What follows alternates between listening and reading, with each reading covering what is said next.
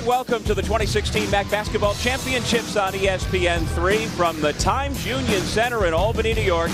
It's a semifinal matchup between the regular season champion Monmouth Hawks and the Fairfield Stags. The winner of this ball game will move on to tomorrow night's championship game against the winner of our second semifinal to come between Iona and Siena. And welcome everybody to Albany. Doug Sherman along with Rob Kennedy. And Monmouth, as the #1 seed, was able to play its quarterfinal game on Friday and then rest. Fairfield, meanwhile, played its quarterfinal last night and didn't get out of here until about 17 hours ago. Yeah, so on paper, that should be an advantage to Monmouth, and they earned it by winning the regular season championship in this new format. Rewarding guys for having a terrific regular season. I like it. Let's see if it works out. We'll see how it plays out. In the meantime, let's show you our I Love New York key players for this first semifinal. I Love New York, winner in New York State, means more great things to do than ever. Plan your trip at iloveny.com. And Marcus Gilbert, who finished up his senior season on the first team All-MAAC, had 17 points in that first half of their quarterfinal win, was silent the entire second half until he had the biggest bucket of the game. He first broke ankles, and then he broke a back with the three-point shot late in that ball game. On the other side, Justin Robinson, the MAAC Player of the Year. Didn't play well offensively the other night. Had just 9 points. That's why his scoring average has dipped under 20. But what he did do, he had 8 steals in that game and wreaked havoc on the defensive end. That's why he is the Player of the Year, because he plays it on both sides of the basketball. All right, Rob, tonight's starting lineup brought to you by Lids Team Sports. Fairfield has Jerome Segura at the point, Tyler Nelson, Mattia Millen, Jonathan Casababu, and there is Mr. Gilbert, the 6'6 wing, first team all-conference. And for the regular season champs, Robinson, we've talked about, shares the backcourt with Josh James. Dion Jones, the one senior on the roster, back in the lineup after having suffered a broken hand. He will be playing. We'll see how many minutes they get out of one of their true leaders, Micah Seaborn and Chris Brady, as well, for what's a very deep Monmouth roster that Sidney Johnson is going to have to deal with here tonight. Sidney Johnson in year number 5 as the head coach at Fairfield. He spent the previous 4 years at his alma mater, Princeton University. And there is the North Carolina grad King Rice, former Tar Heels point guard, in year number 5 at Monmouth. And it's been a marvelous job of building this program to the point where it has won 26 games this season and counting. 26-6, the all-time program record. Wire to wire nearly during the regular season, and now the pressure is on to get to tomorrow night's championship game. And you see they were able to handle Fairfield in both those games, won by double digits. But in the first meeting, they were down by 12 early in the first half when Fairfield was making shots. Brady and Casababu to jump center. Monmouth is the 1 seed in its home whites, and it's the Hawks who have the basketball first here in Albany.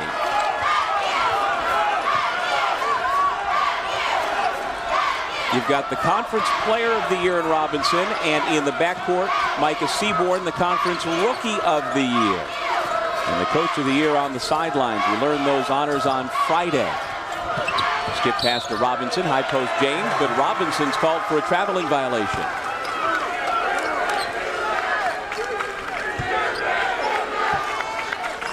And I don't think energy or burst will be a problem early for Fairfield, but it'll be interesting to see as the afternoon and evening wears on how having to turn around so quickly affects their play. And certainly the depth of Monmouth has been one of their biggest factors all season long. It was a huge factor in their 2 meetings. They outscored Fairfield 90-67 in the 2 matchups. Dion Jones can't finish.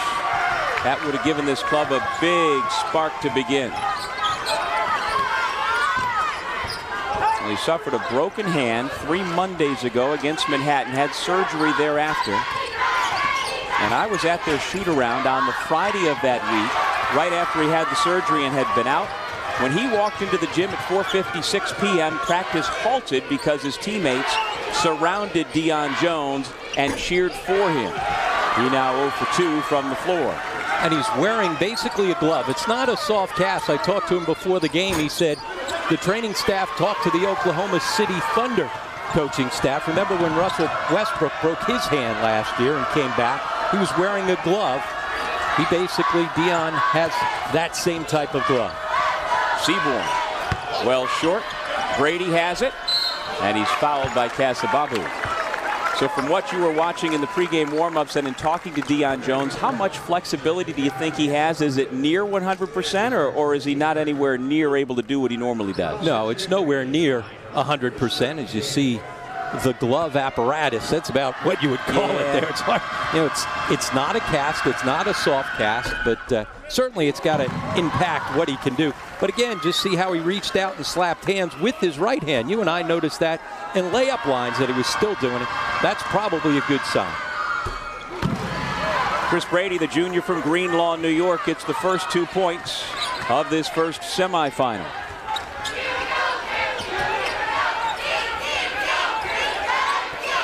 Segura, your prototypical point guard, looking to set up his teammates, and he's got some good options around him. Casababu thought about it and should have either put it on the deck right away or shot it because he traveled. He's only 5 of 14 on the year from three-point distance. And he's still looking at the official, but it's pretty clear he traveled. And he had a good game last night. Did a very good job defensively on Quadir Welton. Bodied up, ended up having 3 blocks in that game. And in that game, I found interesting that Sidney Johnson only used 2 players off the bench for a total of 22 minutes. Kevin Degnan played 15, and then Jerry Johnson Jr., just back with the club after the death of his father, played 7 minutes. Brady with a layup. But yesterday's game didn't have the type of pace that you're going to see here today. Expect him to go a little bit deeper in his bench.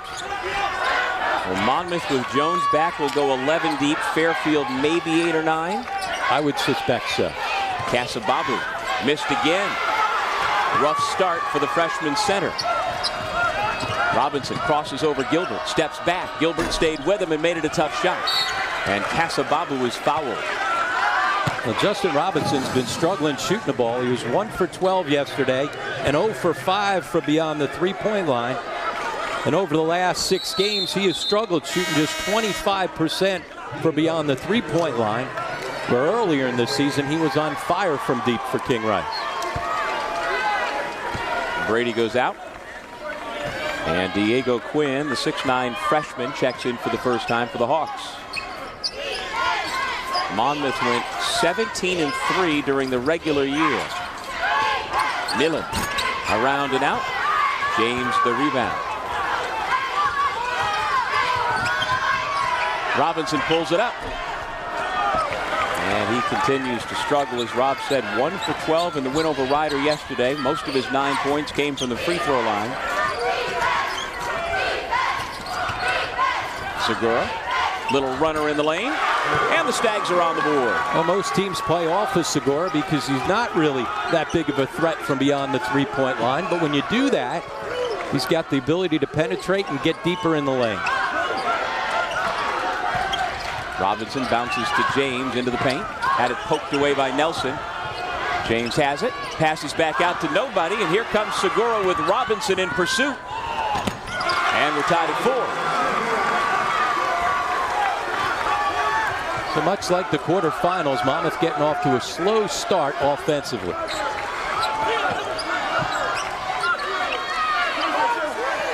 Fairfield doing a good job out of this zone defense. They didn't play a whole lot of zone in their first 2 matchups. Robinson now 0 for 2. He's had a couple of good looks. Deion Jones with the basketball has missed a couple of easy shots. Seaborn for 3. He's got it. Well, where Robinson's been struggling from deep, Seaborn's been hot as heck from beyond the three-point line, shooting it at 42% over the last 10 games. And during that stretch, Rob, he's averaging 15.5 points per game, better than his season average of 13. And how he closed the season was the biggest reason why he was the Rookie of the Year. Casababu didn't see the pass coming. He and Quinn get tied up, and the possession arrow stays with Fairfield. So the Stags will have it when we come back. The winner of this one will take on the winner of either Iona or Siena for the MAAC championship tomorrow night. It took me 11 years to finally track down. Know the that you will always Cephalon compete megalith. against the best Gorgeous, while isn't bringing he? out the best in yourself. Know that you are joining a family pricey, with a rich but history a in total both bargain academic compared and to athletics. this little beauty. To know that you will become one of the future leaders of tomorrow. I have such enormous respect Focus for on these one people. goal. We just Graduation. stuff them, hang them. That's the Metro Atlantic Athletic Conference, celebrating 35 years of excellence in academics and athletics. Want to achieve more than you ever thought possible? At Canisius College, you can. A Canisius education is packed with extraordinary opportunities like top-level scientific research, global service experiences, and real-world connections. Want to intern at a Fortune 500 company? Want to get into the best medical and law schools? Want to be a champion for social justice? You can. Here.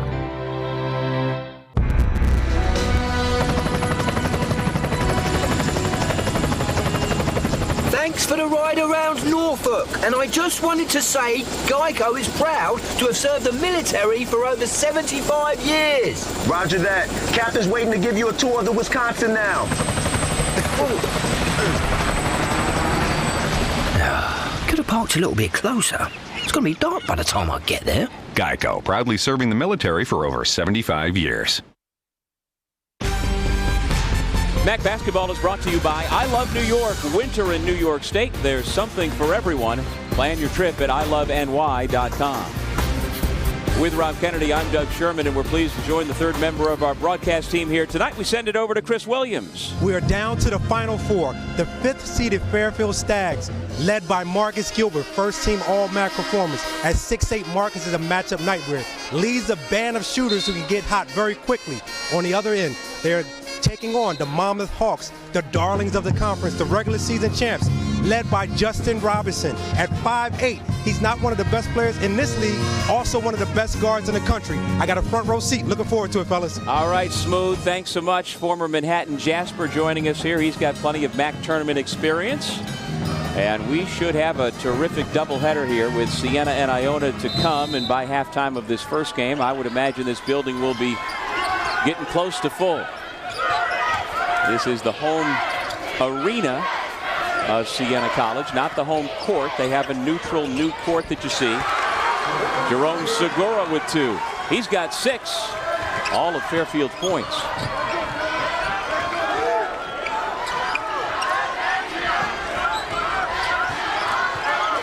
Here goes Robinson. Nelson got a hand in his face and forced the air ball. Robinson tries to claim that the shot was deflected, but to no avail. 0 for 4 for the MAAC Player of the Year.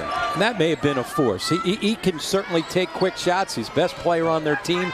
But against the zone defense, you got to make that zone move. Jones the takeaway. Here come the Hawks. Up 7-6. Well, the NBA teams who have been around the most to keep an eye on Robinson as the pass goes into Diego Quinn. The San Antonio Spurs, the Portland Trail Blazers, and the Dallas Mavericks have shown the most interest at this point in the junior point guard who won't be eligible almost assuredly for the NBA draft until 2017. He's going to come back for his senior year for sure. Tyler Nelson gives it back to Degnan, spotting up. He's got it. And Degnan's a face-up guy that can stretch it from beyond the three-point line. Had 7 in yesterday's game. Now 12 of 25 on the season from deep. Yeah, that's just about 45%. And it's a pick and pop.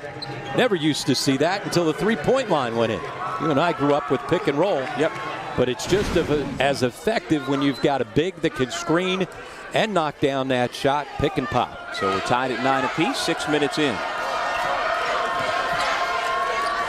Jones flashing to the high post. Now Quinn comes high. Ball stays around the perimeter with Robinson and Seaborn. And they've got to get a ball handler into the high post. Which they do. James pulls up. Robinson gives it back out to James. Hanging in the air. Diego Quinn tips. And it's Casababu with the rebound. Now they got to get Deion Jones into the high post. Degnan, tough shot there. Left it short. Robinson cut off at midcourt. He has a knack for getting through traffic with the dribble like nobody else. Looks like he's stumbling, about to fall. Next thing, it's either a bucket or an assist. Segura's had a hot hand early, still not wanting to pull the trigger though from deep. He pulls it out.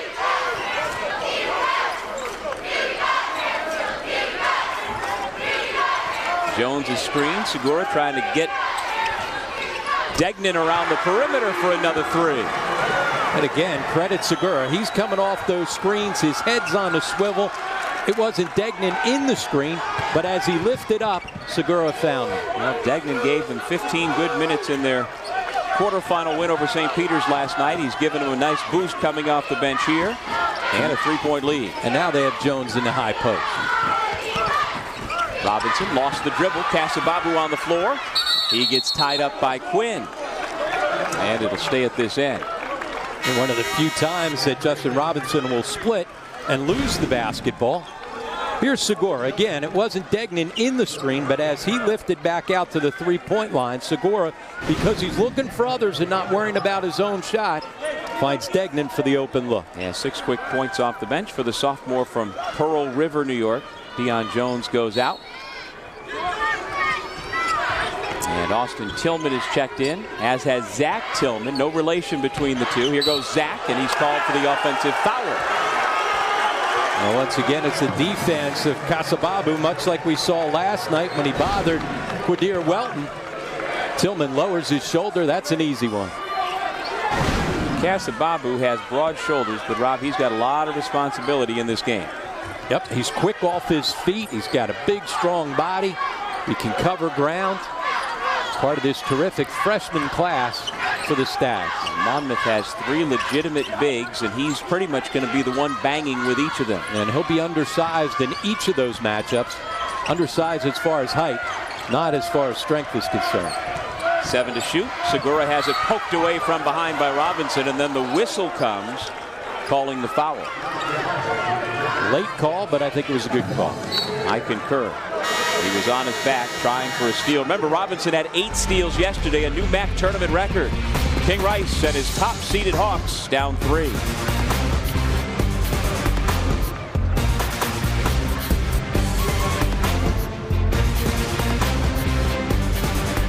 Be sure to follow the MAAC on Facebook, Instagram, and Snapchat using the handle @MAAC Sports to stay up to date on your favorite MAAC teams. We say, Coach, how are you? Chris Williams. Good to see you, Chris. Continue to send us your snaps using our MAAC Basketball Championships at GeoFilter. Coach, after a slow start by both teams, looks like your team has gotten a nice offensive and defensive rhythm. Well, they trust each other, you know what I mean? So even though it wasn't as clean as we wanted it down there, we just got to keep sharing the ball and trust each other, and we'll be fine. Again, against this tough Monmouth defense, what's the game plan? I think it's not to force too many shots, not to go one-on-one too much, but if we drive in there, kick it out, do what we've done all year long. Thanks a lot, Coach. Keep it up.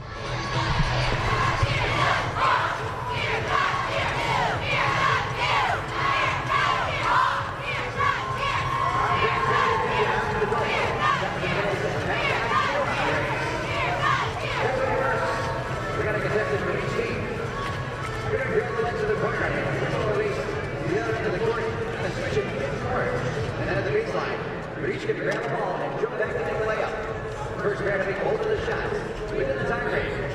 He's going to receive a set of back prize packages. We've got Oscar and Russell. Russell and Gray. Tyler and Luke. You guys ready?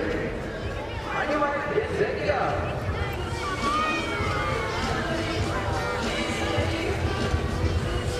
Fairfield with the early 12-9 lead. We send it over to Chris with Stags head coach Sidney Johnson. Coach, after a slow start by both teams, looks like your team has gotten a nice offensive and defensive rhythm. Well, they trust each other, you know what I mean? So even though it wasn't as clean as we wanted it down there, we just got to keep sharing the ball and trust each other, and we'll be fine. Again, against this tough Monmouth defense, what's the game plan? I think it's not to force too many shots, not to go one-on-one too much, but if we drive in there, kick it out, do what we've done all year long. Thanks a lot, Coach. Keep it up. Well, it's been fun to watch Sidney Johnson doing his thing here this year, as it just seems to be a whole different mood and feel around the program. They have the 3rd greatest jump in the country in wins this season, 12 more wins and counting at 19 than they had a year ago.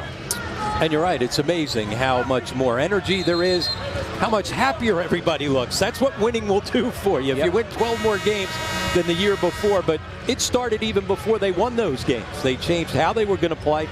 They were going to go up tempo. They were going to not walk the ball up. They started going back to more of Princeton concept offense that they had gotten away from over the last couple of years. And so many guys thrived in it. Segura, who struggled last year, now all of a sudden with better pieces around him and with additional pace to the game, he was able to make an impact. Look at Tyler Nelson and what he's been able to do. Total turnaround. Robinson at 5'8" throws it down. Well, that's one way to get his first field goal of the ball game. I think that was to get himself going. Yeah, I think he forced a couple of shots early trying to get himself going. Hornbeek just into the game. And Casababu picks up the foul. Well, here's the quickness of Robinson. Comes up with the deflection and smart play to tip it ahead by Seaborn. First look at the bench mob. Won't be the last, I can guarantee you that. No, and certainly that would elicit a response from the mob. Hornbeek, the Oklahoma transfer, misses the first, and now Colin Stewart will replace Robinson. And Robinson's the leader of this team. He called a players-only meeting last night, and it was not for anything bad. It was just to rally the troops, and he is the voice for this team, and very much of the people, if you will. Sometimes you get a player who's the conference player of the year, all conference, and you know, he doesn't view himself as one of the guys. Nope. He is very much, when he goes to the bench, he's got his brother down there as a walk-on, and he very much fits in with those bench mob guys as well. And so everybody on the team and program wants their best player to be the best player. And when that happens with your team, you win games. You see some teams across the country, think LSU, right? Why aren't they winning games? They've got arguably the best talent in the country on it, because not everybody necessarily wants him to do well. And when you have guys that buy into that and your best player buys into that, that's when you win ball games. Stags fortunate to keep possession. Johnson nearly kicked it out of bounds. Marcus Gilbert goes backdoor on Stewart, and he's fouled by Hornbeek. And if you're Fairfield, I imagine you really want to get Marcus Gilbert going. Went for 20 in the quarterfinal win yesterday. Well, there's the defense pushing him out. You deny, you go backdoor. Always a tenet of Princeton-style basketball. And Gilbert, talking to Sidney Johnson, he said, I tell Marcus, if you're going to come off screens looking for threes, come off 2 or 3 times. You got to make sure you match it with a couple of back cuts so that when you're coming off screens, you're open. If every time you're running to the basketball instead of going back door, defense is just going to hug you.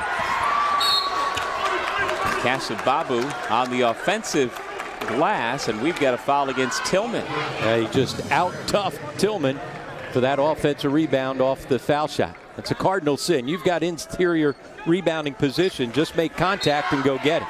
Second foul on Zach Tillman, the 5th against Monmouth here in the half. Johnson takes the inbounds. Millen spotting up. A wide open 3 gives Fairfield a 15-11 lead. They had plenty of time to tee that up. He went for 10 points, 9 rebounds, 4 assists in his first career start last night. And now he helps force the turnover. Tillman gives it back to the Stags. And Millen, one of those 4 freshmen, each of whom has won a Rookie of the Week award throughout the season. And he's the guy that's been playing as well as anybody as of late.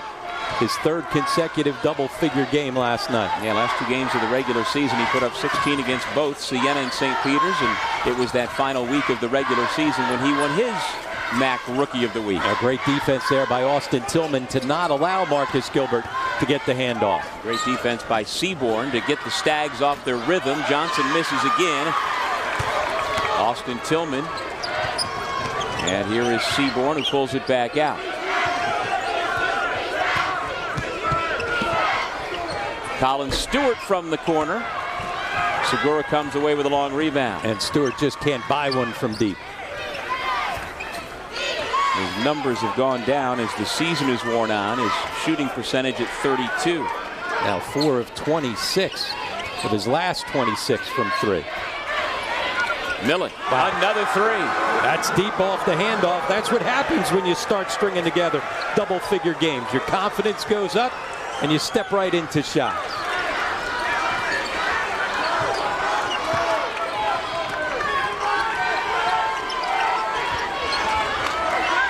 Seaborn backs up with Johnson defending.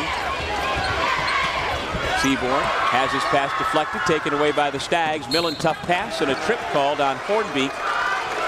He and Gilbert got inadvertently tangled up in transition. And so on the stoppage of play, King Rice wisely gets his star player and his point guard to settle things down.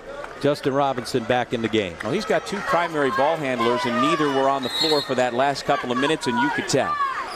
Yeah, their offense got disjointed, turned it over a couple of times.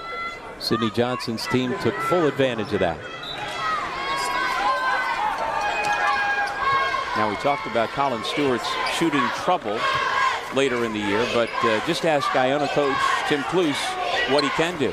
It was Stewart at Iona who hit 4 3-point shots in a couple of minutes to blow open what had been a tight game. And in his defense, he's been banged up late in the season. How about that shot from a tough angle? 8 quick points for the freshman from Belgrade, Serbia. Hornbeek with a brick, but he gets the roll. Junior from Arlington, Texas. I think that was more of a thud than roll, by the way. My goodness. Just kind of planted itself on the back iron. Johnson hesitates. He's only had 2 or 3 days worth of practice since coming back from Tennessee, where he attended his father's funeral back in late February. Offensive rebound, Brady, and the stick back. Now there's his size, and what he does so well is he keeps the ball high. 6 points for the junior out of Harborfield High School on Long Island. 8:05 to go first half. You see, because Segura doesn't shoot the basketball, you can play behind that high ball screen. Traveling violation called on Scott King Jr., who's just checked into the game. Senior from Derry, New Hampshire. He's a grad transfer, actually, who played his first 3 years at Stony Brook. Played for a very good program for Steve Peichel that hopes this is the year they finally win the America East tournament and get to the NCAA. And you see the three-quarter court trapping defense, just not trapping all over the place, but just forcing Monmouth to take some time off and then back into the zone. Throughout the season, Fairfield has been the team that's usually been trying to push pace, but this zone defense and just kind of backing it up has created a slower pace for the game, which I think benefits Fairfield. 3-on-2, Robinson. No dunk this time, missed the finger roll. Back the other way, 3-on-2 for the Stags. Nelson backs up for 3. He's got it. Well, when they can run and get out in transition, they've been aggressive, but when they've had to play in the half court, they've been comfortable and patient. Hornbeek for 3. It's good. See, if the game goes back and forth like this because of Monmouth's depth, I think it's to their advantage. Gilbert, tough catch. And he was fouled by Austin Tillman. Fun tempo here in Albany. In our first semifinal so far, it's been Fairfield getting the better of it. Their second team all-conference guard, Tyler Nelson, nothing but net.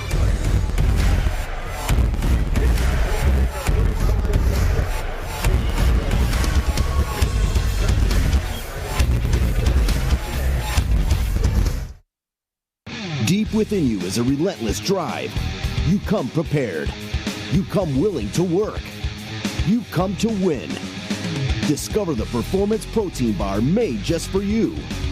Come ready. 24 grams of protein, 5 grams of fiber, no sugar alcohols. One unbelievably awesome taste. Come ready. You don't quit, and neither should your bar. Come ready for the competitor in you.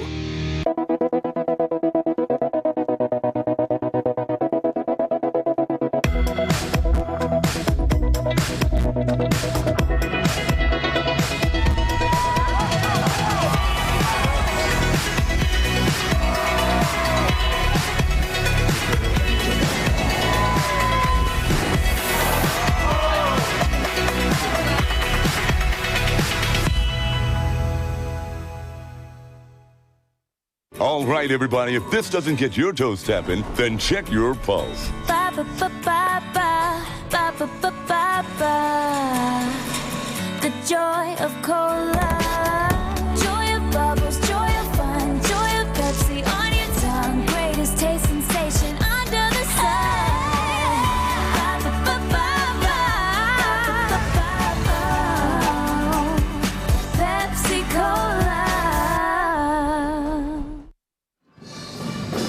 23-18, Fairfield with a 5-point lead for a spot in the MAAC championship game. MAAC fans, stay up to date on all the latest news by following the MAAC on social media. Log on to facebook.com/MAAC Sports and follow us on Twitter, Instagram, and Snapchat using the handle @MAAC Sports.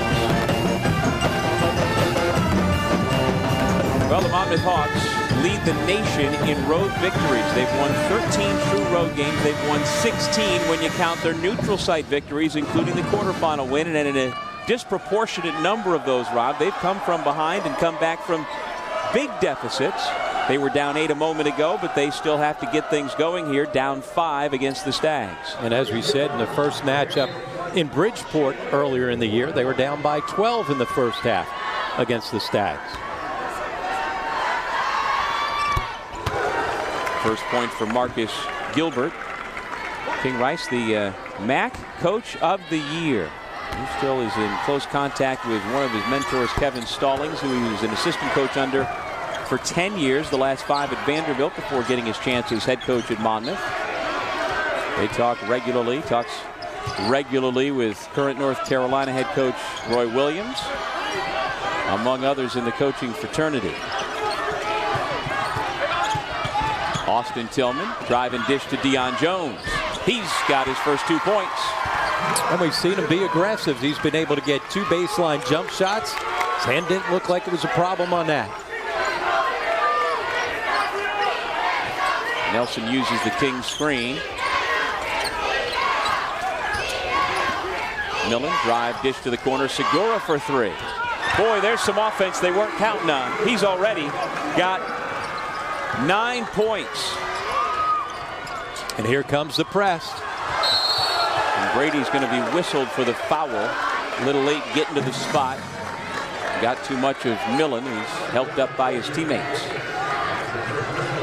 And that's the 8th turnover for Monmouth. You see the drive and kick. Segura, as we said, doesn't take a whole lot of 3-point shots.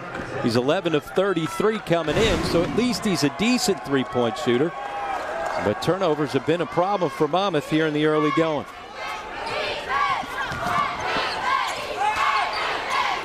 King misfires. Millen very active, tips, but it's Jones who comes away with it. Austin Tillman. And a blocking foul. Tillman will not be denied in transition. When he lowers his head and squares up his shoulders, he's going to get to the rim. As we said, played football in high school, and he's got a football-type body. He's a guy that gives them as much energy off the bench as anybody does, and right now, they need some energy. He had 12 points and a couple of steals in the win Friday over Ryder, looking for his first point here today.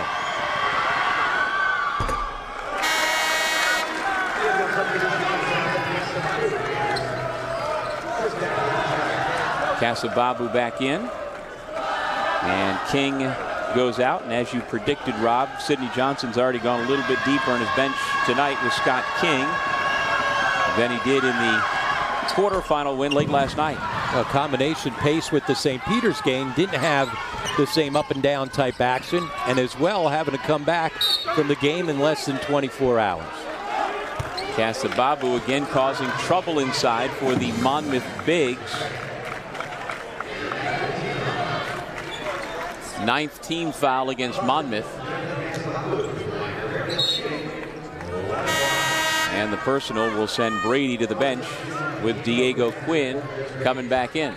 And Casababu, part of this terrific freshman class, as you and I talked about yesterday.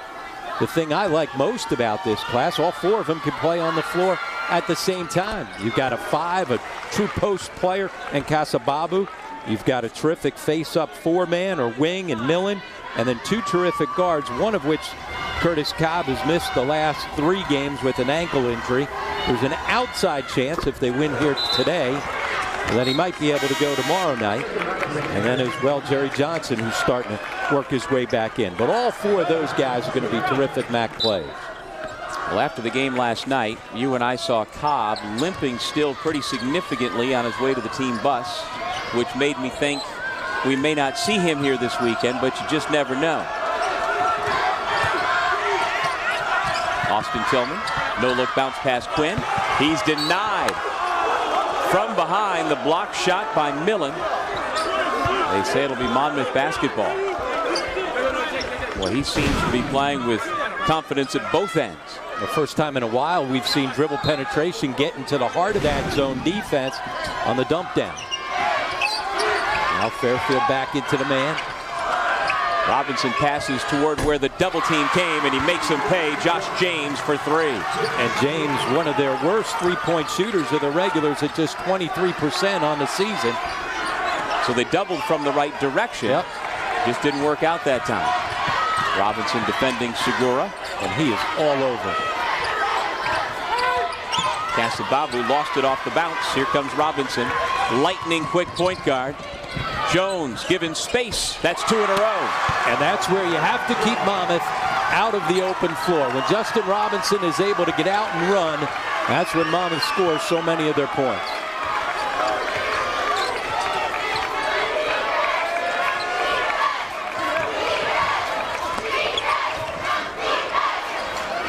Well, Justin Robinson may be a combined 2 for 18 from the floor in this tournament, but he impacts the game in so many other ways.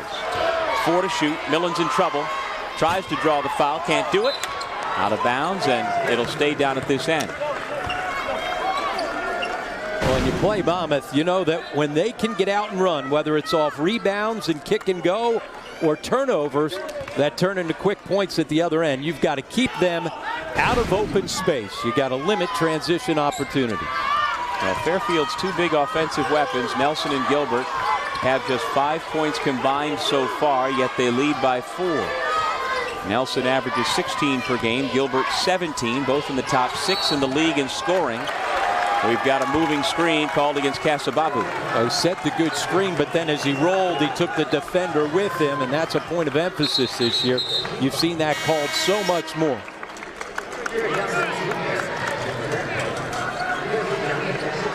Johnson back in. Casababu with those 2 fouls will take a seat.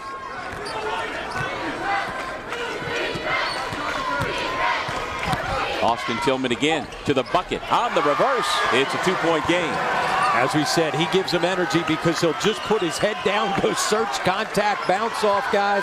That time able to finish. His career high came back on February 5th against the Stags on 6 of 7 shooting. He doesn't take many threes. Loves to drive to the bucket. Here's Tillman coming to set the screen for Robinson. Let's see if he tries to take Nelson. Instead, passing cross court to Jones, playing with that glove on his right hand. Quinn, and he ties the ball game. And Diego Quinn, another big body. The young freshman's been playing well, and he's a load on the glass.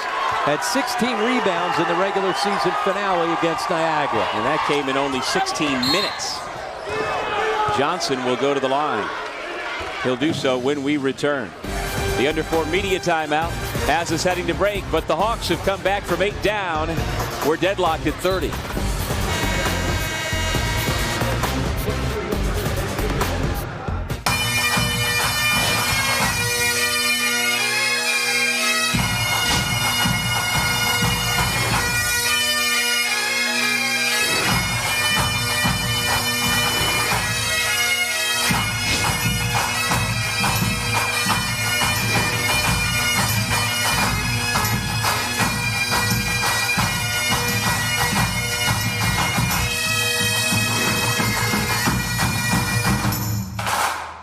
I'm Mike Richter, and I love New York. There's no place like it in the world, especially in the winter. You know I love to play on the ice, but I also love the snow. New York has over 50 ski mountains, more than any other state. So carve some turns, catch some air, or snowmobile in a state with over 10,000 miles of trails. New York State is a winter wonderland. So plan your trip at iloveny.com. There's something for everyone. Fulfill your educational goals on a 22-acre private residential campus just minutes away from the world's economic, cultural, communications, and entertainment center, New York City.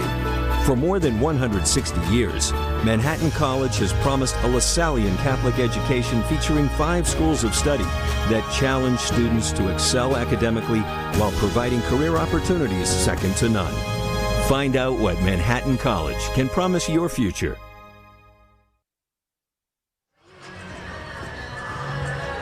The MAAC Sideline Store is the official online store of the Metro Atlantic Athletic Conference. This store offers customizable merchandise and championship apparel for all MAAC sports. Visit MAACsports.com and click the shop icon to get your fan gear tonight. Back at the Times Union Center in Albany, folks who've made the trip up from West Long Branch, New Jersey, or from the Jersey Shore, rooting for their Monmouth Hawks. About a 3.5 hour drive up. And for the folks in southern Connecticut rooting for the Fairfield Stags, not a bad drive either. Up Route 8 and then head west on I-90. Doesn't take you that long, couple hours, 2.5 hours depending on where you are. This is the 17th time over the course of the last quarter century that the MAAC tournament's been held here in this building. Originally called the Knickerbocker Arena, then the Pepsi Arena, and for several years now the Times Union Center, which, by the way, is the name of the newspaper here in Albany that bought the sponsor rights many years ago. I mean, think of all the information you just threw out there. Directions, history, a little bit of everything. Imagine being my wife, having to listen to all this stuff. I know. I am your winter wife at times. Spend a lot of time together. We probably spend more time together during the season than you and Sherry do. There's no question about that. Well, you know how it is. If you watch games in other parts of the country, you know, with these sponsorship names on arenas, if you don't know what that company is, you don't live in that area, you wonder what it is. Austin Tillman, as usual, heading straight to the basket, and he'll consequently head to the free throw line. You see a different floor than we have during the regular season for college basketball games in this building as the MAAC and Rich Enser, the commissioner, continue to try and make it feel like a neutral site. Even though in about an hour from now there will be 8,000 or 9,000 or 10,000 fans wearing green and gold. Won't feel neutral to Tim Kluse in a little bit. Certainly not. But there is the commish checking things out courtside, taking a listen. Tillman gets the second. Tied once again at 32.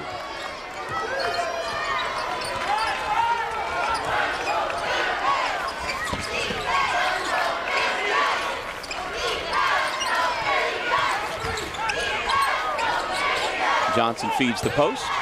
Millen lost it, but Fairfield will keep possession as it ricocheted off of Quinn. There's the quick hands of Justin Robinson on the high ball screen. He had to switch, so he was trying to guard Millen inside. Didn't have the size, so as soon as Millen brought it down, swiped it away.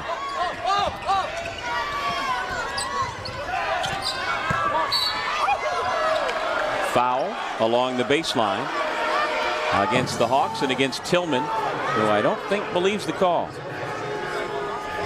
Well, sometimes when you're the bigger, stronger guy and there's a little contact, you end up getting the whistle. 2 personal fouls on the sophomore from Wilmington, Delaware, who played his high school basketball at Archbishop Carroll in Pennsylvania. And as you said, playing high school football as well. Gilbert still quiet. Actually, since the first half of last night's game, he had only 3 points in the second half. Turned out to be the clinching 3 last night. But he is still looking for his first field goal here in this ball game. And he came out in that first half last night so aggressive. He was running into 3-point shots. He was really forcing things to the benefit of Fairfield.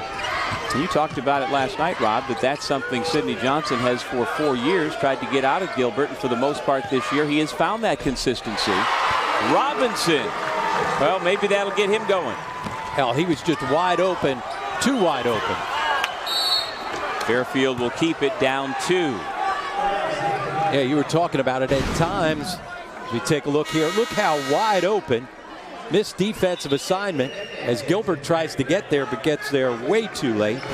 Even though Robinson's been struggling from beyond the 3-point line as of late, still one of the best 3-point shooters in the league. Austin Tillman gets a nice round of applause as he is replaced by Josh James, number 0, junior guard out of Archbishop Stepinac High School just north of New York City. Diego Quinn takes the inbounds pass away. And Quinn's giving him good minutes. As we have seen time and again, especially late in the season. Seaborn for 3. They can't lose sight of him. The zone was doing such a good job of finding and matching three-point shooters.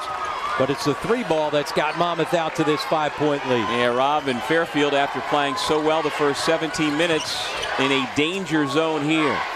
You can feel that momentum slipping away. Nelson runs into Quinn, and it goes out of bounds, back to the Hawks. Sidney Johnson wisely calls timeout. As you said, bit of a danger zone, even though you're only down by 5 and we're under 2 minutes. An important final 2 minutes. You want to settle your team down. It's a smart timeout.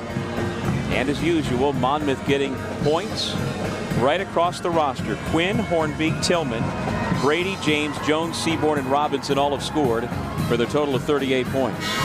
And as you said, that's pretty much what they do all season long. That depth. In 25 games, they've had 9 or more guys score, so it's nothing new. We just saw some of the fans who made the trip up from the Jersey Shore. A couple of Fridays ago, Rob, I had the pleasure of addressing their fan booster club at their beautiful on-campus arena and had a great time, and got a couple of questions about having the tournament in Albany and what happens if we play Siena and they've got the home court advantage and we're the regular season champs. And well, as I explained to them, this is where the league has decided it wants to be at least through 2020. That's the way it's looking right now with the current contracts, and this is where the tournament draws best. And would you rather play in a building where 10,000 people are rooting against you or in a mostly empty building? I'd take the 10 against me, maybe. Certainly broadcasting a game, we like it with 10,000 in the building. I'm not sure I convinced a lot of Hawks fans of thinking that way. Or coaches in the league at times. Robinson on the lob, able to lay it in. How about that?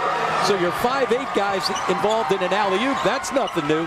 That he's the guy that's going at it at the back end of it, that's a little bit different. I got a name for you, Rob. The last guy in the league who used to do that at Loyola, Jason Rowe. Is that a loopy owl? Huh? Instead of an alley-oop, a loopy owl. Come on, man, get with it. Well, Segura continues to provide offense you don't expect. He's got 11 points, draws Fairfield back within 5. What do you think about the Jason Rowe reference, though? That was pretty good. 5'8" Loyola guy. They used to run the same play for Dino Gaudio back in the day. Exactly. Here goes Robinson into the lane, little floater. He's starting to heat up. It's funny, after that dunk, right, out in transition, that kind of got him going, and since then, he's been playing like the player of the year. Johnson missed on the reverse. Fairfield fortunate to keep possession.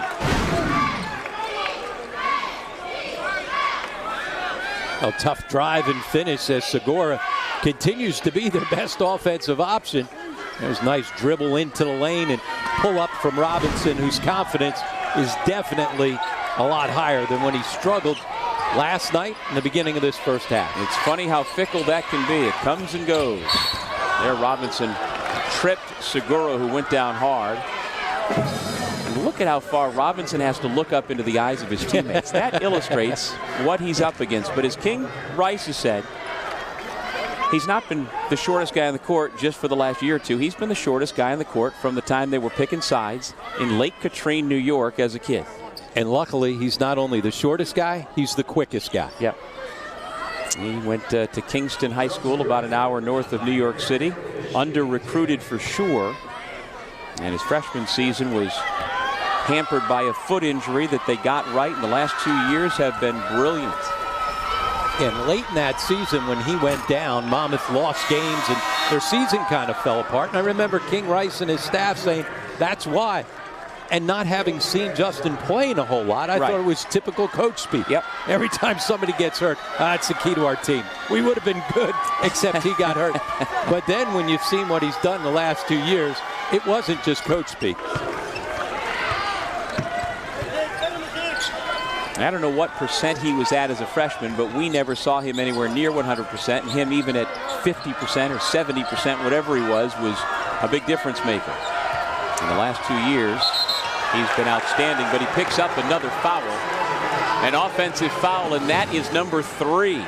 And one of the few times where he gets caught up with what's going on there. You got to be smarter than that with 2 fouls. Don't put yourself in that situation.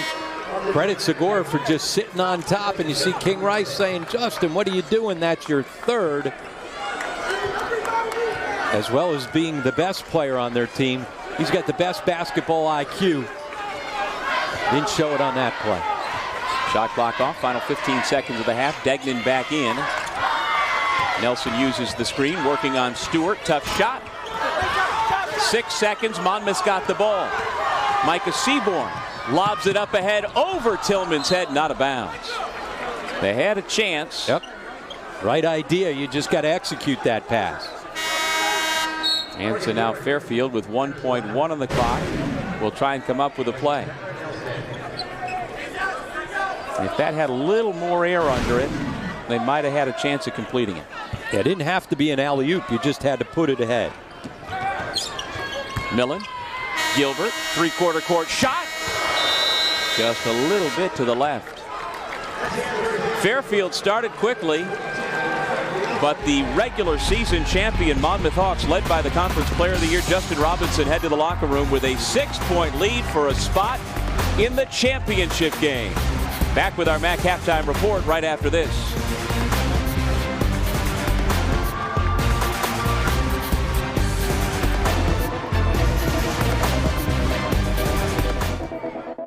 Two players.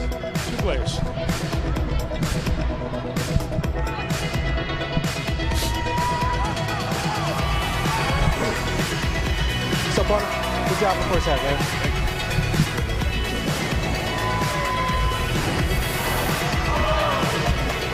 Early on, you all came out very aggressive. Good dribble drive action led by yourself. You usually pass first, but you were looking for your offense a little bit today. The right education. Everyone tells me to be aggressive. The coaches and the players, they tell me to be aggressive. Challenge yourself. And when I have a shot, just take it. Prepare for success. Monmouth made a late run. What do you all need to do to sustain that in the second half?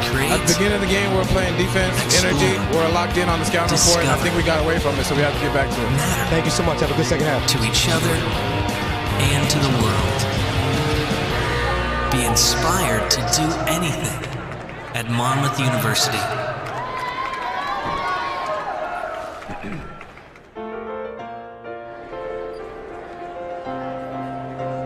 The ball is tipped, and there you are. You're running for your life. Slow start early, but you all got on track. How you feel about going into the second half? We're confident. We know we stepped up defensively, and that's the major thing for us. If we can stay together and stay locked in defensively, we're going to be fine. Being the #1 seed, mental approach is big. You picked up that third foul. How you feeling about that? Game comes and goes, fouls come and go. I just got to be smart and play with my head, you know. I picked up a couple silly ones. Now I just got to be smart and try to stay in the game so I can help my team get a victory. Good luck in the second half. Thank you. Appreciate it.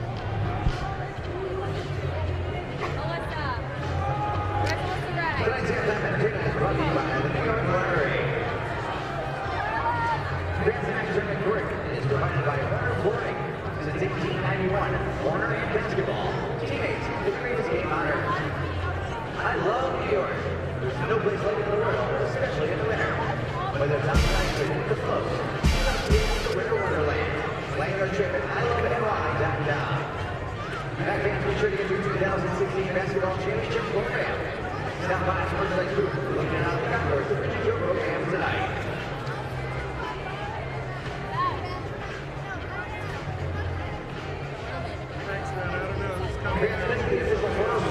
Fairfield led by as many as 9 in the first half, but the Stags trailed by 6 at the break to the top-seeded Monmouth Hawks. A moment ago, Chris Williams had a chance to talk to Fairfield point guard Jerome Segura. Early on, you all came out very aggressive. Good dribble drive action led by yourself. You usually pass first, but you were looking for your offense a little bit today. Everyone tells me to be aggressive. The coaches and the players, they tell me to be aggressive. And when I have a shot, just take it. So I did. Monmouth made a late run. What do you all need to do to sustain that in the second half? At the beginning of the game, we're playing defense, energy. We're locked in on the scouting report, and I think we got away from it, so we have to get back to it. Thank you so much. Have a good second half. Segura, perfect 5 for 5 from the floor, a game-high 12 points. Here's what's on the line.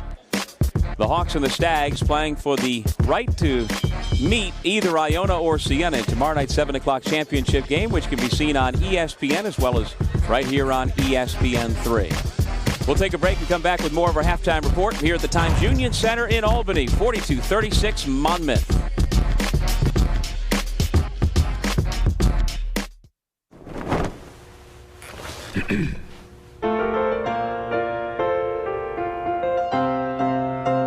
The ball is tipped, and there you are. You're running for your life. You're a shooting star. One shining moment is all on the line. One shining moment. That's good. All right, everybody, if this doesn't get your toes tapping, then check your pulse. Ba ba ba ba ba ba ba ba ba ba. The joy of cola, joy of bubbles, joy of fun, joy of Pepsi on your tongue. Greatest taste sensation under the sun. Ba ba ba ba ba ba ba. Pepsi Cola. Know that you will always compete against the best while bringing out the best in yourself. Know that you are joining a family with a rich history in both academics and athletics. To know that you will become one of the future leaders of tomorrow.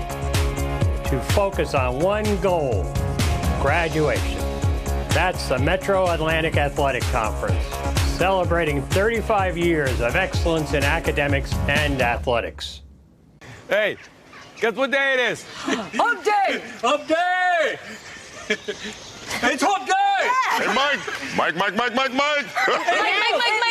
what day it is? Hey, Camel! Guess what day it is? It's not even Wednesday. Let it go, Phil. If you're a camel, you put up with this all the time. It's what you do. If you want to save 15% or more on car insurance, you switch to Geico. It's what you do. Okay.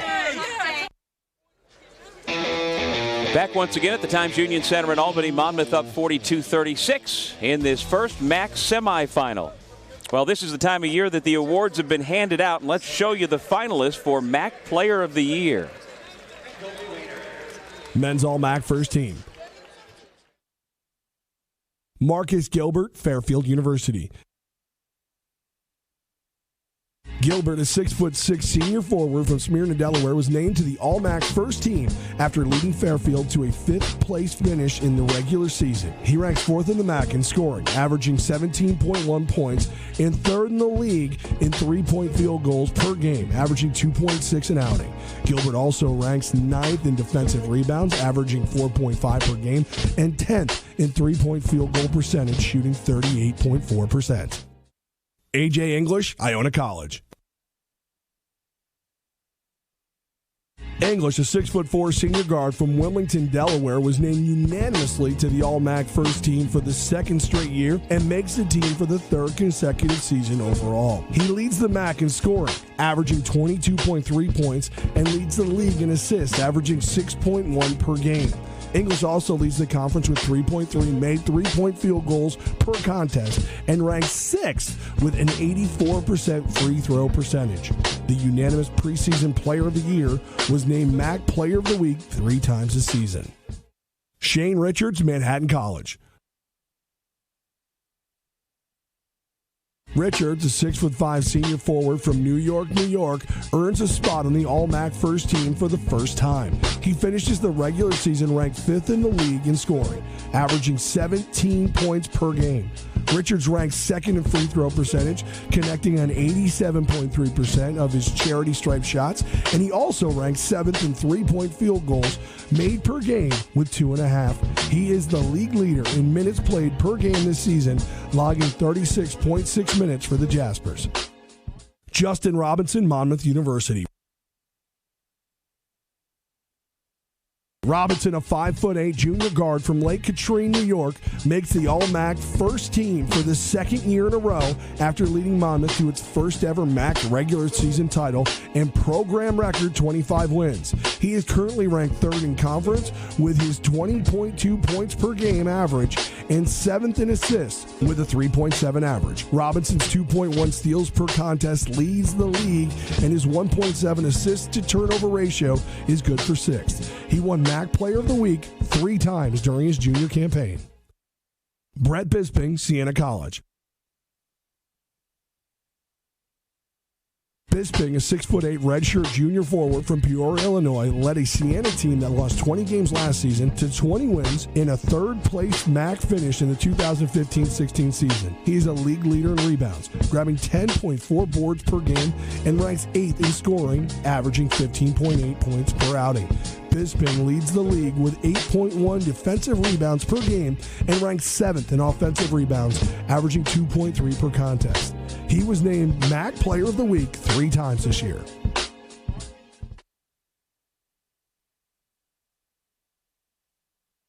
Player of the Year, Justin Robinson, Monmouth University. And there's a look at your first-team All-Stars, led by the 3 who were unanimously picked to the first team, English, Robinson, and Bisping. And we're enjoying watching Robinson heat up here. He got off to a slow start, missing 6 of his first 7 shots in this ball game. But he has made his last 3, and with that has helped the Hawks to a 6-point halftime lead. We'll take a break and come back with more of our halftime report here in Albany, New York.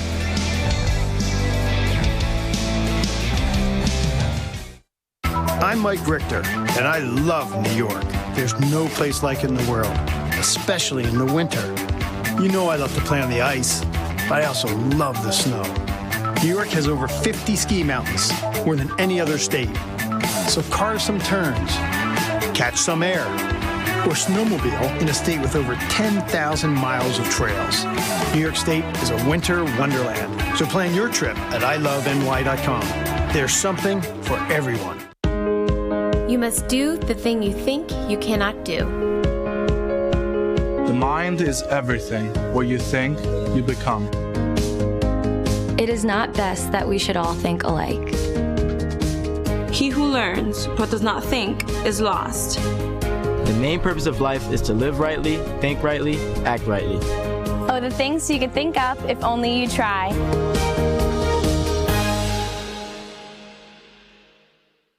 Deep within you is a relentless drive. You come prepared. You come willing to work. You come to win. Discover the Performance Protein Bar made just for you. Come ready. 24 grams of protein, 5 grams of fiber, no sugar alcohols. One unbelievably awesome taste. Come ready. You don't quit, and neither should your bar. Come ready for the competitor in you. The right education can inspire you to do anything. Challenge yourself.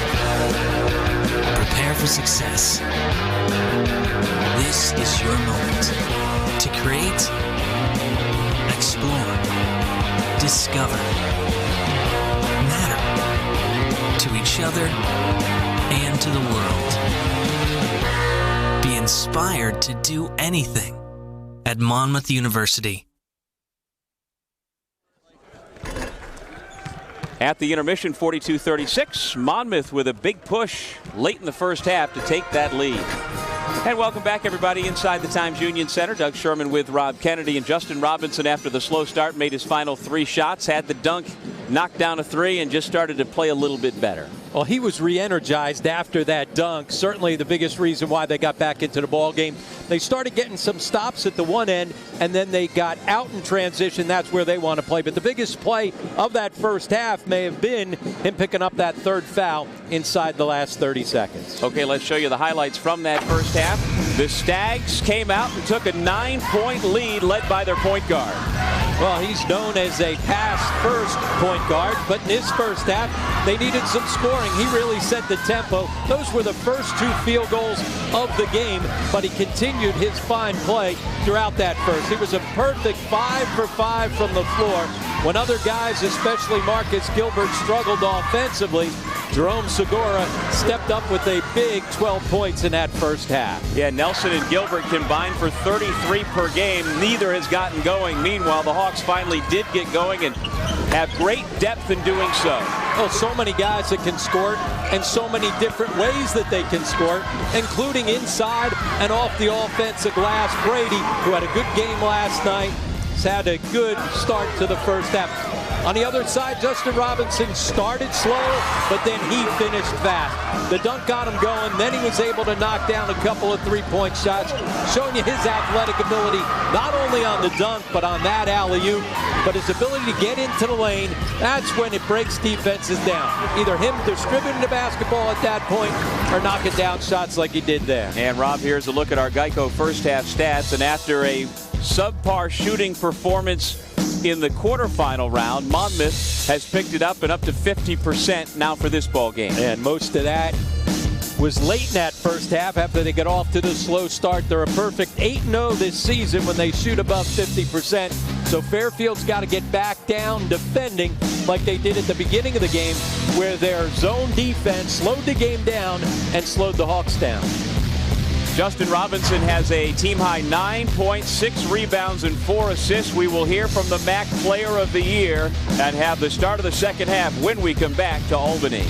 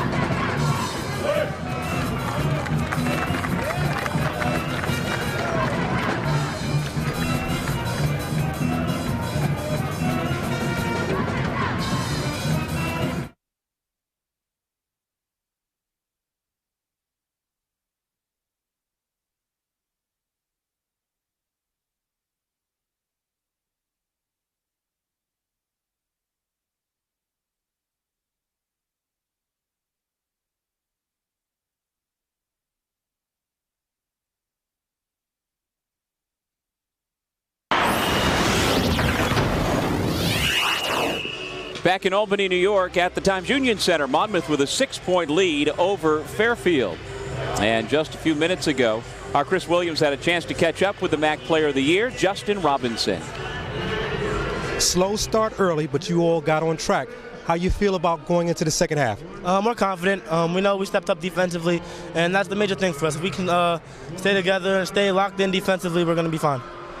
Being the #1 seed, mental approach is big. You picked up that third foul. How you feeling about that? Game comes and goes, fouls come and go. I just got to be smart and play with my head, you know. I picked up a couple silly ones.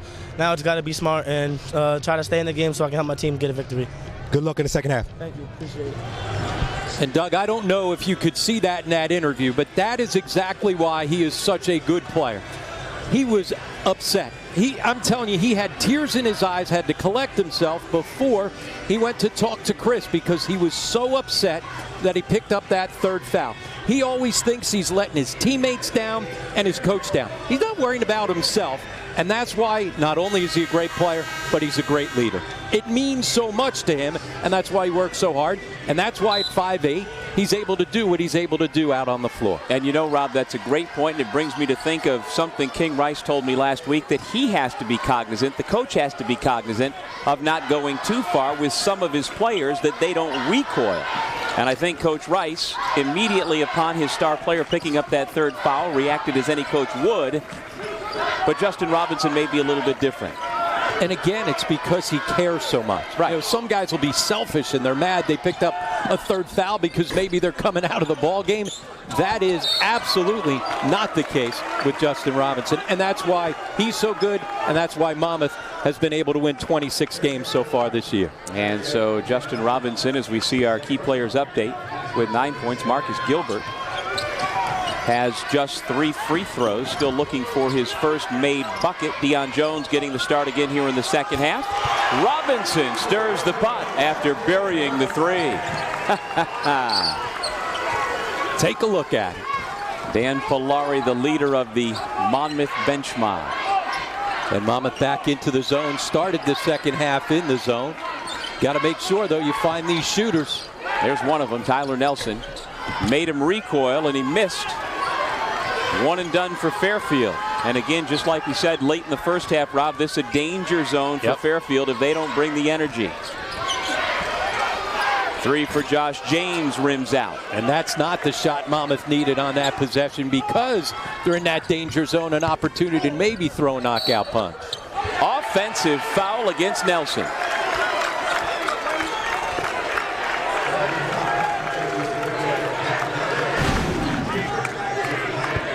Well, sharing the basketball as they always do, Deion Jones.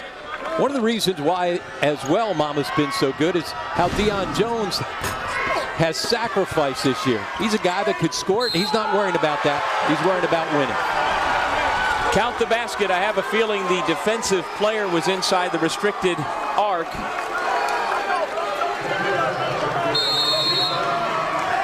Timeout, Fairfield.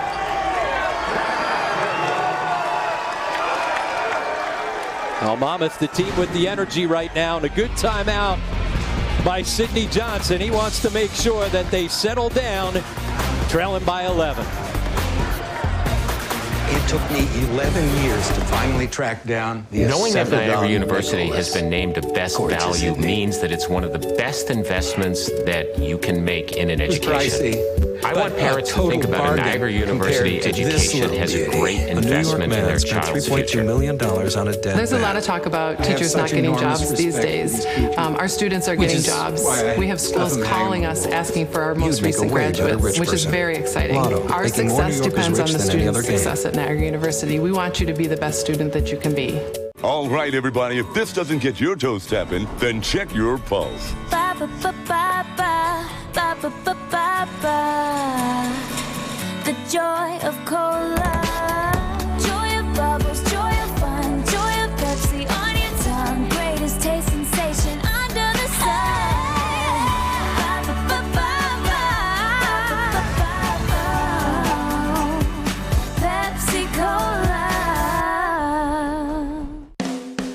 At Quinnipiac University, we offer the warmth and spirit of a small town. You feel it the moment you step on our picturesque campus, and a team of upperclassmen helps you move into your freshman dorm. You feel it in the dining areas as students and faculty share meals together. And you can cheer with your friends and Boomer the Bobcat at many of our exciting NCAA Division I sporting events. This is Quinnipiac University, where you're part of our community. 47-36, this is the largest lead of the ball game as Monmouth starts to pull away in our first MAAC semifinal. It's already been a magical season for Monmouth, whether it winds up in the NCAA tournament as an automatic qualifier or if King Rice's club doesn't win the championship here and gets a at-large bid or plays in the NIT. This regular season this team has put together already stacks up among the all-time greats in the 35-year history of this league, Rob. Yeah, no question about it. What they did going to challenge themselves in the non-conference schedule, just one home game. And outside of maybe one of the MAAC teams or a SWAC team, there's no other team in the country that played just one home basketball game to get things started non-conference, and then they took advantage of some big-time opportunities with wins against Notre Dame, UCLA, USC, Georgetown, all on the road. That's why they are, win or lose here, still going to be a team that's going to be on the board for the NCAA selection committee. Sure, 16 of their 26 wins have come away from home. 13 in true road games, 3 in neutral site games, a couple down in Orlando, and then the one here in the quarterfinal round 2 nights ago. Here goes Jones again to the bucket, off the glass for 2. Well, with contact, with the glove on his hand, still able to finish off plays. He has given them a lift, 8 points, but not just that, but having their only senior on the floor, their leader, being able to play in this tournament, I think that's a huge lift for the Hawks. Yeah, back in early February when he went down with the broken hand, King Rice said he underestimated just how much they needed him. They knew he was important, but his leadership as the lone senior, 5th-year senior, 23-year-old, they missed that as much as they missed his presence on the floor. Jones able to find one of his teammates. Seaborn now. Kicks it back to the corner, James. That's a better play by James. Little two-man game, but Seaborn missed it. James able to be in or rather Jones, right place at the right time, and he'll head back to the free throw line.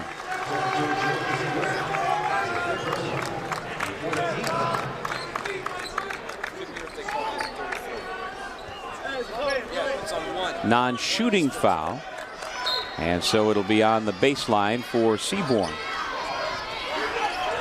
First foul on the point guard, Segura. Here's Robinson working on Nelson. 3 minutes into the second half. Seaborn working on Casababu. That's like running into a brick wall. That pectoral muscle just did a number on the face of Micah Seaborn. Well, Seaborn realizing he's got a mismatch. Does it go? There's the poke in the eye. So it was the finger and not the muscle. Seaborn plays on. Third foul on the freshman center from the Congo. There's that matchup again. Face guarding. Step back 2. No problem, says Micah Seaborn. Well, no problem as of late. He's been playing terrific basketball. The rookie of the year makes it a 13-point ball game. And the Hawks zone has been effective here in the second half. Much like the Fairfield zone was effective at the beginning of the game. Casababu, nice job on the offensive rebound. Segura, dump it off. Nice English off the window. 2 more points for Mattia Millen. So it's the secondary guys who have stepped up as their primary scorers, but they need their primary guys to start playing well. Gilbert's got to get going offensively, as does Tyler Nelson. Yeah, just 3 points apiece, all in the first half. One thing when you play Monmouth, you've got to be able to score the basketball because they're going to score it. So I'm not sure that Fairfield can score enough points if those two guys don't get it going offensively. Seaborn, little right-handed runner. Well, ride the hot hand. In the blink of an eye, he's got 10 points. The lead back up to 13.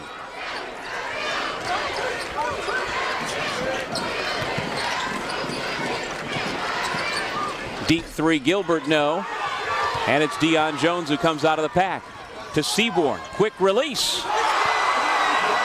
And that's what they do. They string them together quickly. They're on a run right now. And because Sidney Johnson's already taken a timeout to try and break this run, he's going to try and weather it to the next dead ball when he gets a media timeout. Now that's where Gilbert's got to be aggressive. You need your best player to step up and be the guy. And that's at times been Gilbert's problem. Fairfield lucky that one didn't go down. Again, Seaborn got a good look in transition. And if that did go down, Sidney was going to have to take a timeout. Jones goes down hard. Let's hope he didn't try to brace himself with that compromised right hand. He appears not to be favoring it as play continues. Robinson from the free throw line. 2 more. And always probing with the ball in his hands, getting by people any place he wants.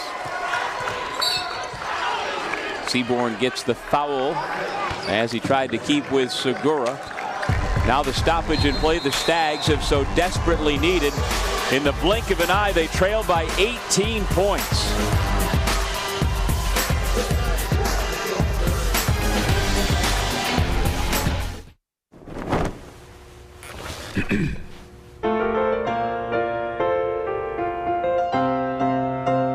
The ball is tipped, and there you are. You're running for your life. You're a shooting star. One shining moment is all on the line. One shining moment. That's good.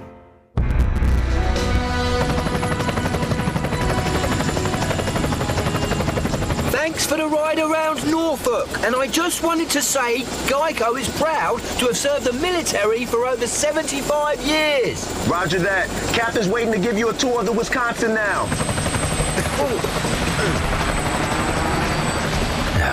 Could have parked a little bit closer. It's going to be dark by the time I get there. Geico, proudly serving the military for over 75 years.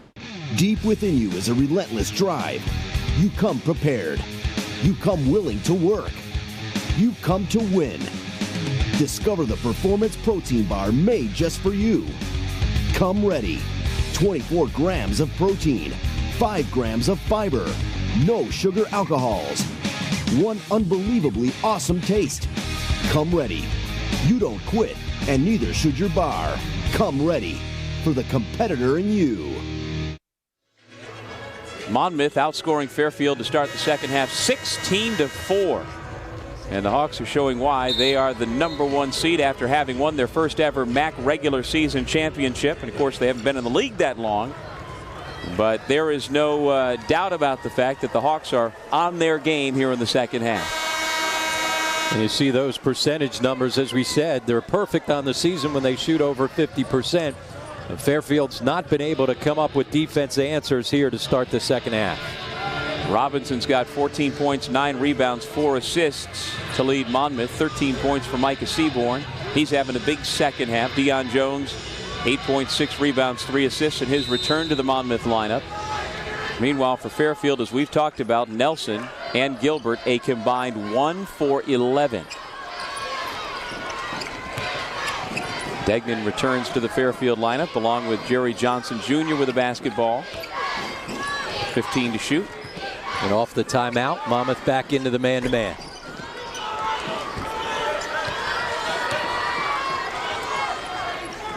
Jones feeds the post. Diego Quinn just muscles his way to the bucket. And good footwork as well. He was able to spin, drop step, and score. Millen tries to answer at the other end. Can't do it. And the Hawks are able to save it. Here comes Jones. Mid-range shot. Left it short. And a foul on the rebound as Quinn gets caught.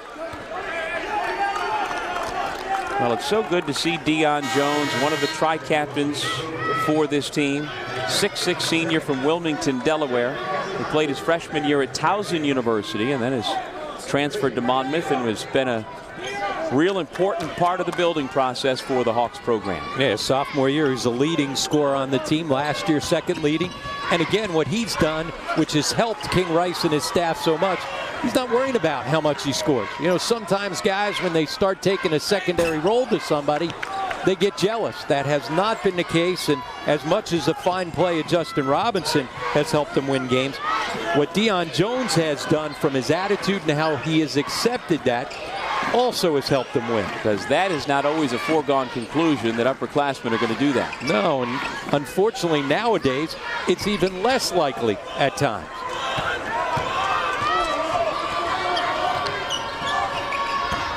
Austin Tillman.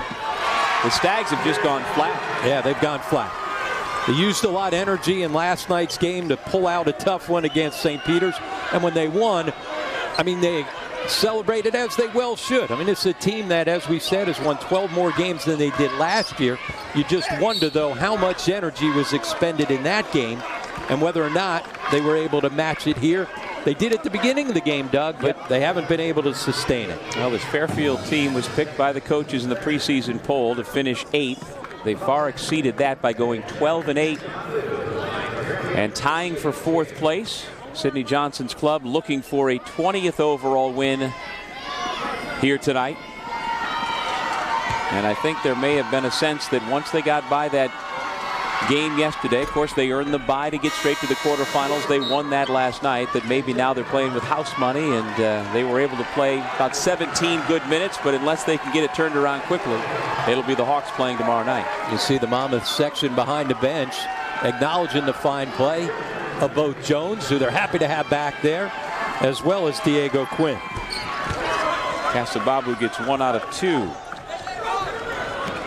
Seaborn passes up the 3, able to get the 2. Well, that's just a mental breakdown. Nobody was back.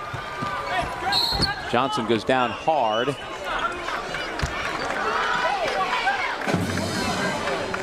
Fairfield on the made foul shot, tried to get up in full court pressure, but somebody missed an assignment. Seaborn was wide open down here at this end. And in this day and age, and with him shooting so well, I was very surprised he didn't just put it out. Because he's hit 1 3 in transition, barely missed another. But he's got the green light as well. One thing about King Rice, he lets him go ahead and play because he's got confidence and trust in his players. Robinson in, Austin Tillman out.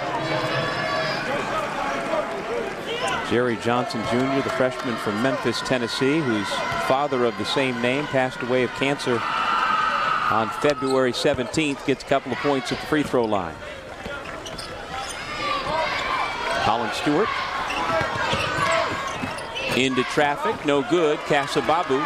Here comes Marcus Gilbert. Their first team all-conference guard gives off to their second team all-conference guard, Tyler Nelson. Here's Johnson with it. And those two all-conference guys got to find something on the offensive end, or this game's going to get out of reach even more so.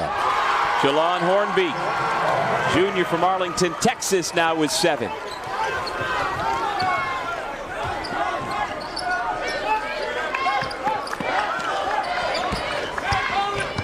Johnson. Millen, offensive rebound. And the Hawks are doing a great job of running to the three-point line. Absolutely. Close out to both Nelson, then he made the right play by giving up to Gilbert, and here came another Hawk flying right at him. Well, the bench mob at Monmouth University has gotten plenty of attention throughout the year. They've visited Sports Center. They have been to the Today Show. I think they're having as much fun here tonight as they have all season long. The Hawks up big in the MAAC semifinals.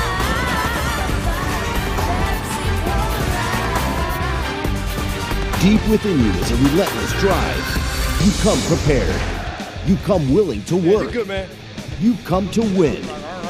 Discover the Performance Protein Bar made just for you. Coach, good to see Deion Jones back in the lineup. 24 grams of protein. He brings a veteran. He brings a guy that can get 14 and 7 just because he's in the game. But most importantly, he's a senior.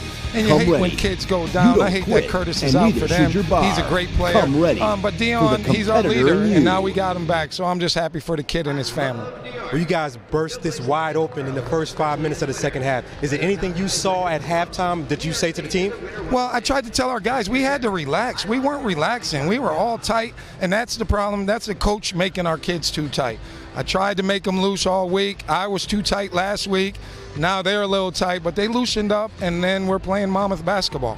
Thanks a lot, Coach. Thank you.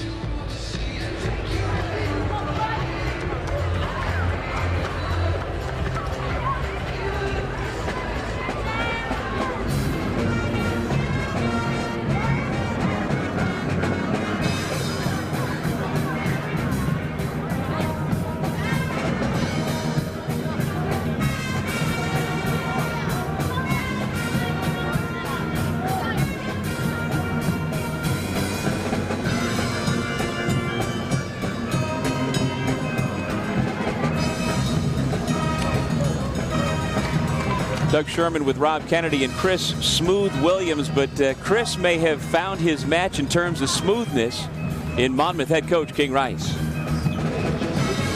Coach, good to see Deion Jones back in the lineup. What does he bring? He brings a veteran. He brings a guy that can get 14 and 7 just because he's in the game. But most importantly, he's a senior. And you hate when kids go down. I hate that Curtis is out for them. He's a great player. But Deion, he's our leader, and now we got him back. So I'm just happy for the kid and his family. Well, you guys burst this wide open in the first 5 minutes of the second half. Is it anything you saw at halftime that you say to the team? Well, I tried to tell our guys we had to relax. We weren't relaxing. We were all tight, and that's the problem. That's the coach making our kids too tight. I tried to make them loose all week. I was too tight last week. Now they're a little tight, but they loosened up, and then we're playing Monmouth basketball. Thanks a lot, Coach. Thank you. Smooth, no smooth. Now, King Rice told me on the last Friday of the regular season during shoot-around, he had to fight himself to turn and put his back towards his team during shoot-around because he didn't want his tightness to project out on his players. And you heard him just reference it there. And you know how it is. Coaches are forever introspective. Absolutely. And there is so much pressure on coaches and players when you get to tournament time like this. For as great a season as they have, they know if they don't win the championship, they're going to have to sit tight on Sunday, holding their breath and hoping that the selection committee values what they've been able to do. But the last thing you want is to be in that situation where you don't know if you're going to get yourself an at-large bid. Well, we are 7 days away from Selection Sunday, and the folks at Monmouth would certainly prefer to spend this coming week just making plans to go to the tournament as opposed to listening to everybody across the country talk about their bubble status. Yeah, what they want is to talk about all they've done for seeding as opposed to getting into the tournament. Now, those 16 road and neutral wins, those wins over two top 50 RPI teams right now. One thing that's hurt the Hawks, their RPI has come down as Gilbert continues to struggle. Now 0 for 6 from the floor, and he and Tyler Nelson combined just 1 for 12. That's not going to get it done against a good Monmouth team. Now, coming into the day, Rob, Monmouth's RPI was at 50. Earlier this year, it was as high as 11. Colin Stewart off the spin move, unable to finish. But Monmouth has 7 wins against top 100 teams this year, including both Iona and Siena in the conference. Fairfield's RPI is 143, so even winning this game here today, if they do, that won't help their RPI. A little bit, though. It won't hurt it as much. Say they were playing St. Peter's in this game. You beat them because St. Peter's RPI is down. And it's so funny. Like King Rice and I were talking earlier this week. He's like, we didn't play. We haven't lost. And our RPI is going down because Army lost a couple of games. They got upset earlier today by Holy Cross in an upset in the Patriot League semifinals. USC started losing some games. Georgetown lost some games. But again, when they beat those teams, they were playing well. Their RPIs were way up there. So not only do you have to root for your team, but unfortunately you got to root for all the teams you played against. No doubt. Which seems so silly. Mike Seaborn receives some treatment on his nose. You see the gauze there to stop the bleeding. Well, Joe Lenardi, as of this morning, as an automatic qualifier, has Monmouth as an 11 seed in the NCAA tournament in Spokane, Washington, matched up against the 6th seeded Baylor Bears out of the Big 12. And most times if you were an 11 seed, that would kind of put you in safe territory for an at-large bid. This year, it's a little bit different. And already we've seen one bid thief in the Missouri Valley Conference when Northern Iowa upset Wichita State, who Joe Lenardi has as a solid at-large bid. So there goes one. And so if you don't win it, you have to as well sit around and win for anybody else. That you can't allow people, especially in those high major conferences, the Power 6. You don't want any 9-10 seed winning a tournament because that's just going to steal another bid. Although keep in mind they are benefited by the fact that both Louisville and SMU are ineligible for the NCAA tournament, so those are 2 potential at-larges you could get. Although SMU ended its season today with a loss at Cincinnati, and they will probably fall out of the national rankings for the first time. They were in the top 10 for a good chunk of the year. They're 23rd right now and likely will fall out. Colin Stewart off the mark again. But that win for Cincinnati puts them squarely back on the bubble. And so all you got to do is try and win this game that you've got in hand, and then figure out a way to win back-to-back games tomorrow night, and then you don't have to worry about all that. Exactly. Then Selection Sunday is a celebration instead of a nervous day. Now, King Rice is from Binghamton, New York. That's a couple hours southwest from where we are here. And as you saw in the graphic during his interview coming out of break, he was the point guard helping the North Carolina Tar Heels to 4 straight Sweet 16. So when he speaks, his players understand he knows what he's talking about, as Kasababu has fouled out, further weakening their interior defense. But King Rice, I would think, is as relatable to his players as any coach in the country. Yeah, when he talks about what it takes to win championships, he knows. Did it on the high school level, did it obviously at North Carolina as well. Well, he was the New York State Player of the Year, along with Greg Kubek, who went on to Duke back in 1987 when he was the star at Binghamton High School. When he's told the story about how when Dean Smith showed up at Binghamton High School to recruit him, how pretty cool that was. You can only imagine. Meanwhile, his opposite number here today, Sidney Johnson, knows a thing or two about winning championships and playing in the NCAA tournament at Princeton as well. And getting to Final Fours as an assistant at Georgetown. So both these guys have had Final Four experience. Bad pass. Segura turns it back over to Monmouth. And there's the Fairfield bench. And Sidney Johnson, former star player with the Princeton Tigers under Coach Carrill. Colin Stewart missed the layup. He's able to save it back to James. Stewart has it back in the corner. And earlier in the season, that would have been out of his hands when he had the confidence shooting the basketball. He'll try again.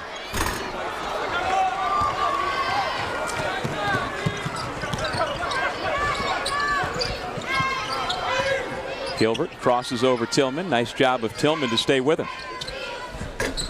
Millen misses off the glass. That's Coleman Johnson, who has come into the game for the first time, getting his first postseason play since Kasababu fouled out a moment ago. There's Coleman Johnson. Despite his very limited minutes, he's among the league leaders in block shots. One of the best shot blockers in program history, but his minutes this year as a senior have been way down.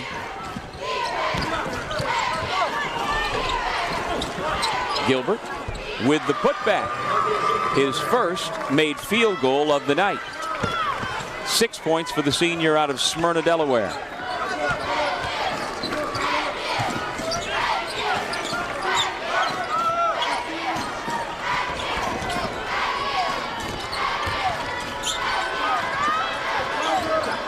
Austin Tillman runs into a double team and brings it back out with 10 to shoot.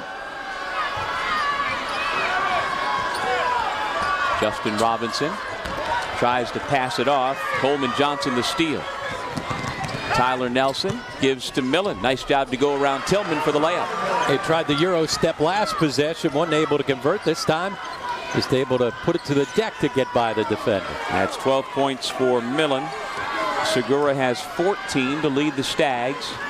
He led by as many as 9 points in the first half, but a late surge before the break put Monmouth in front by 6 at halftime, and then they have just put Fairfield in their rear view mirror ever since.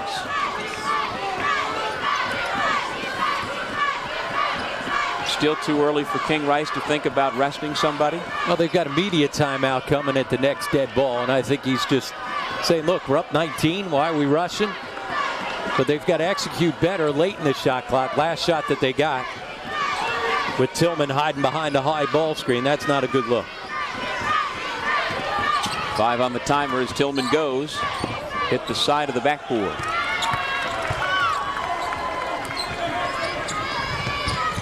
Gilbert spins into the lane. Little pull-up. And the follow by Millen. Well, Millen continues his fine play. 4 consecutive games in double figures to finish off the season.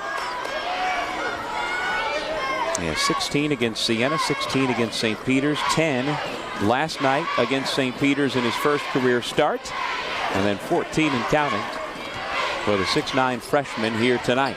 Yeah, so some freshmen start hitting that wall and fading late. No one hasn't done that.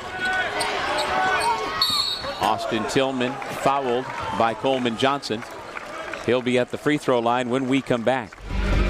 This is the Under 8 media timeout. We'll step away. Hawks cruising with a 17-point lead.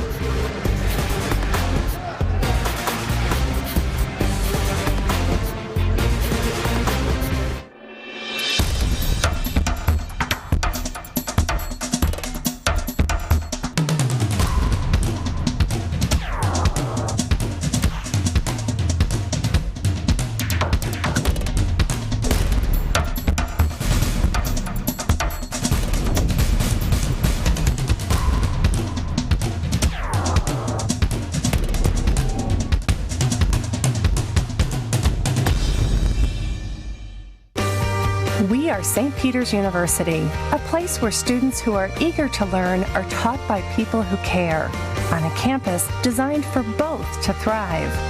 We're proud to offer incredible learning opportunities and life-changing experiences, and that means our students are prepared to succeed in their fields, in their communities, and all over the world. Get to know St. Peter's University, the Jesuit University of New Jersey. Know that you will always compete against the best while bringing out the best in yourself. Know that you are joining a family with a rich history in both academics and athletics. To know that you will become one of the future leaders of tomorrow. To focus on one goal, graduation. That's the Metro Atlantic Athletic Conference, celebrating 35 years of excellence in academics and athletics. Monmouth up by 17 over Fairfield for a spot in tomorrow night's MAAC championship game. Time now to look at our Kron's dunk of the game. There's no question here, back in the first half, the 5'8" player of the year, Justin Robinson, getting up and throwing it down. And that got him going and got his teammates going. He was struggling shooting the basketball up until that time. Not only in the first half of this game, but obviously struggled in their quarterfinal matchup when he was 1 for 12. But that dunk ignited and woke him up and got the Hawks going. And so now he gladly goes down to the end of the bench, joins his brother Tyler and the rest of the bench mob, and you can bet that he will be as animated as the rest of them if anything goes well out on the floor.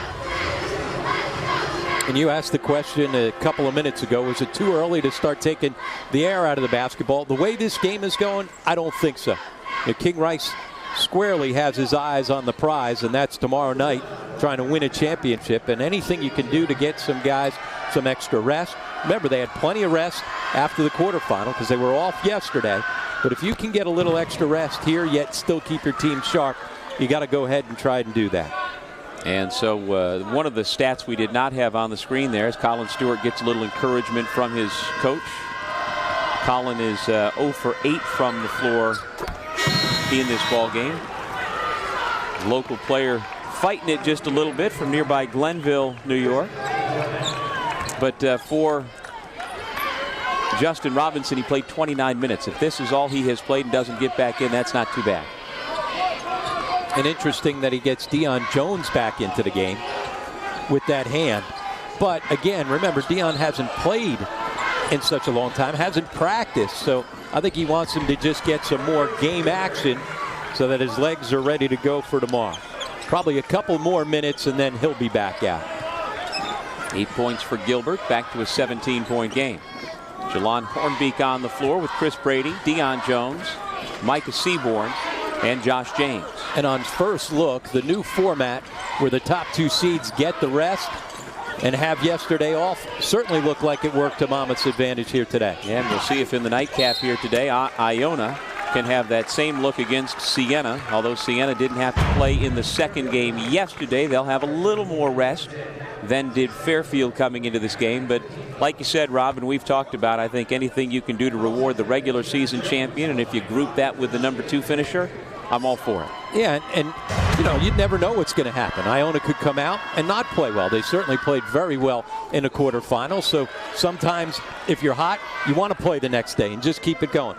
But in theory, and I think on the long haul, over time, having that day off in between and not having to win 3 games in 3 days is a huge advantage to the top 2 seeds. And again, they earned it. And we play 20 games during the regular season in this league. After 20 games, if you're the best 2 teams, you should have something to show for. Gilbert fouled by James.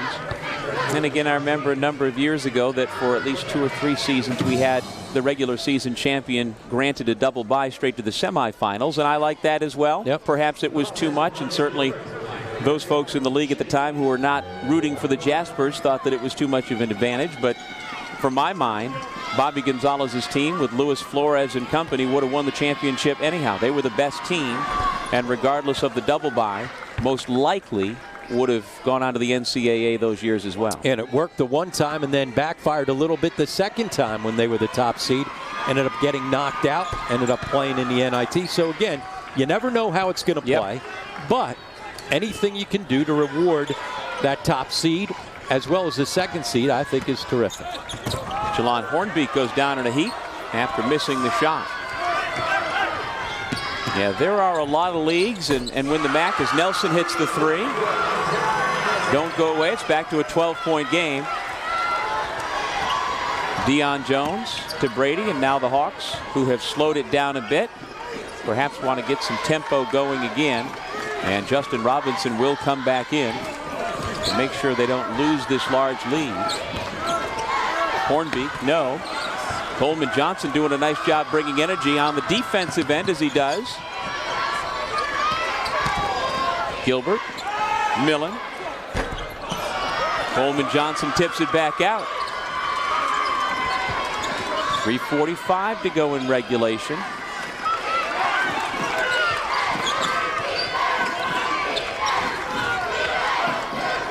Here's where Gilbert's got to go and make a play. Good defense, gets the ball out of his hands, and they turn it over. We'll take a break, 3:31 remaining. Monmouth holding on to a 12-point lead.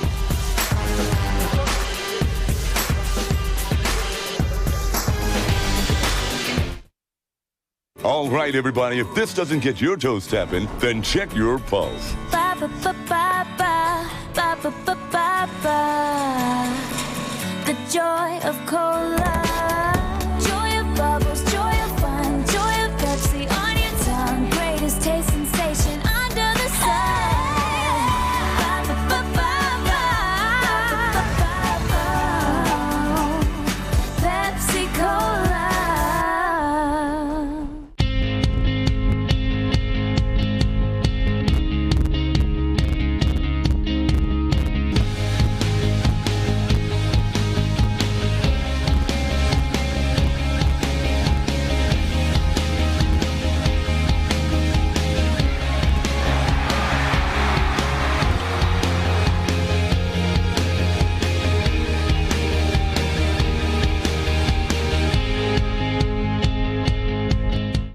I'm Mike Richter, and I love New York.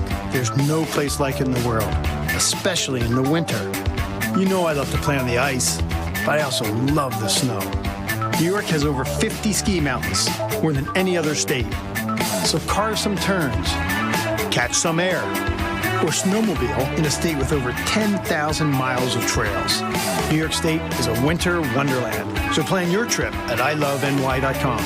There's something for everyone.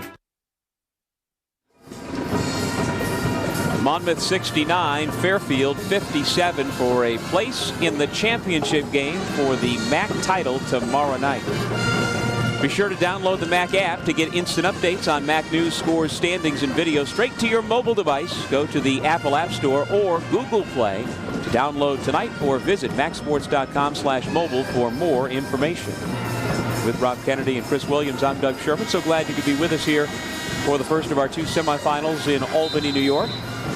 And the stands continue to fill up with Siena fans because the hometown Saints will be taking on the number 2 seeded Iona Gales in the 3-2 game for the right to face either Monmouth or Fairfield tomorrow night. There's some of the Siena faithful.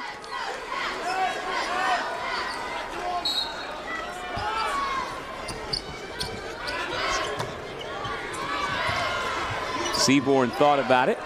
And Doug, you saw Monmouth with 11 turnovers. Remember, they had 10 at the half, so the Hawks cleaned that up completely.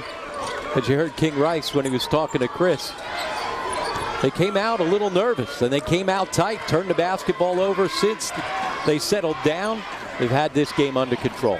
You can understand that. I mean, none of these guys from Monmouth has ever been in this type of position before where they have expectations. Right. And, you know, they've been a big deal nationally and certainly along the Jersey Shore with their home fan base, and they have doubled their home attendance. They've had sellouts in 7 of their 11 home games. And so they know a lot is riding on these games and them trying to live up to expectations. And one of the things that King Rice has done is try to figure out how to manage those expectations. He talked about it the other night when they went into the locker room. All he had on the board wasn't, hey, here's how we're going to guard. Here's what it just said: have fun, have fun, have fun, because he doesn't want his team to be tight. They've got the best team. They've got the best balance of anybody in the league on the offensive and defensive side. So if they play free and they don't play tight, worrying about those expectations, better chance to win ball games. Robinson with the steal. Micah Seaborn. I'm guessing that King Rice, coming out of that break, gave the directive, let's stop taking the air out of the ball and let's be Monmouth Hawks out here and play to the finish line, because it wasn't working the other way. Nelson, no. Millen, offensive rebound.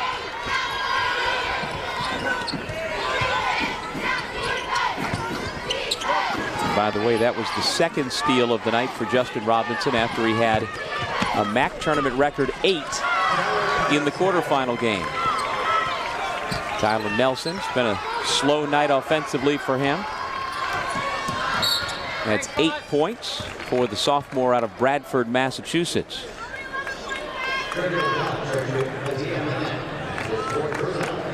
Mattia Millen picks up his 4th.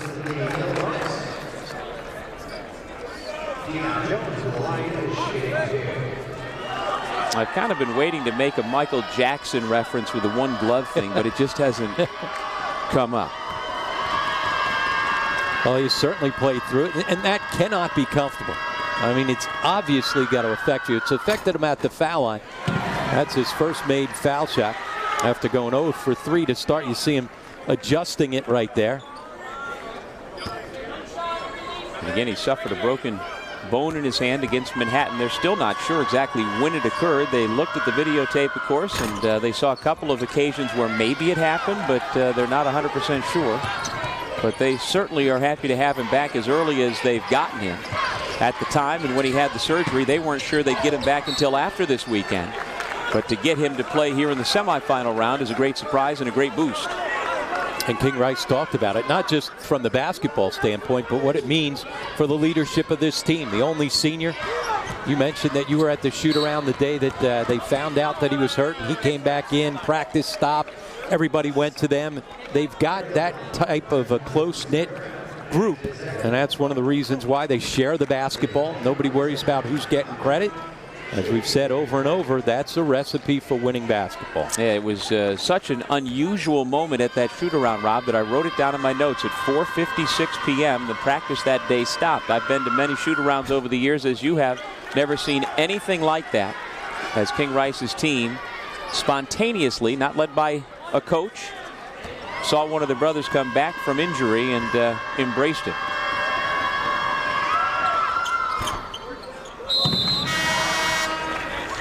Now Pierre Sarr, Austin Tillman, and Josh James return. Deion Jones, Justin Robinson, and Chris Brady go out, presumably for the last time. I would suspect so. And that's a good first time back out for Deion Jones. He got minutes. He showed that he could play with that on his hand. You also see that it certainly bothered him. I think outside shooting, he probably bothers him more than anything else. Coleman Johnson missed everything. Hornbeak with it, 1:40 on the clock. And now Micah Seaborn will wait to be fouled. Johnson gives up the personal.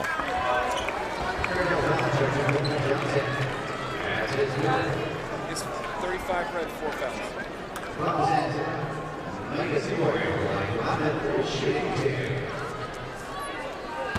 And so here is Micah Seaborn. He is the best friend of Emmanuel Moutier. And if you remember that name, he was the guy who Larry Brown got a commitment to go to SMU and then decided not to play college ball. Spent that 1 year playing overseas, and now after being a lottery pick is in the NBA. The two of them, high school teammates, grew up together, and they're still in regular contact.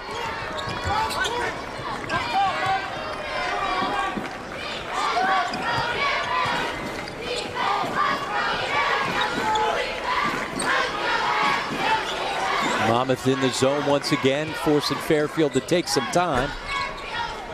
Gilbert misses the three. Let's see if Fairfield continues. Down 14 to try and foul. Up ahead, Pierre Sarr, make it 16, and that'll pretty much do it. A nice feed ahead by Tillman.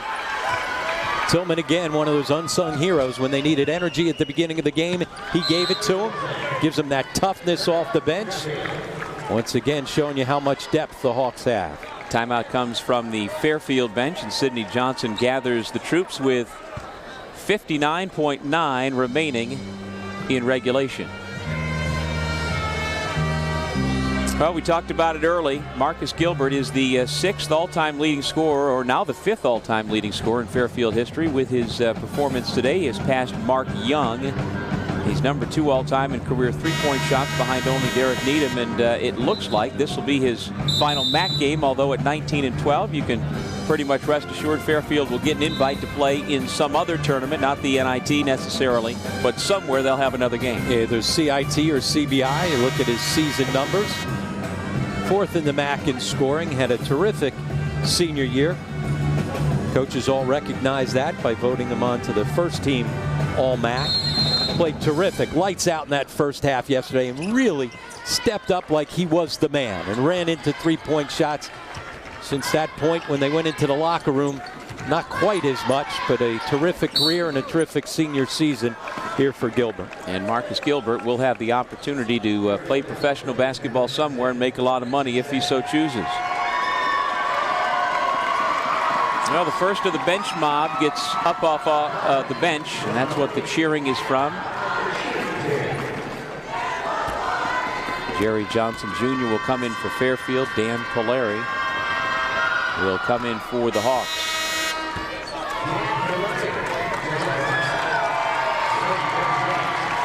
Polari in, James out.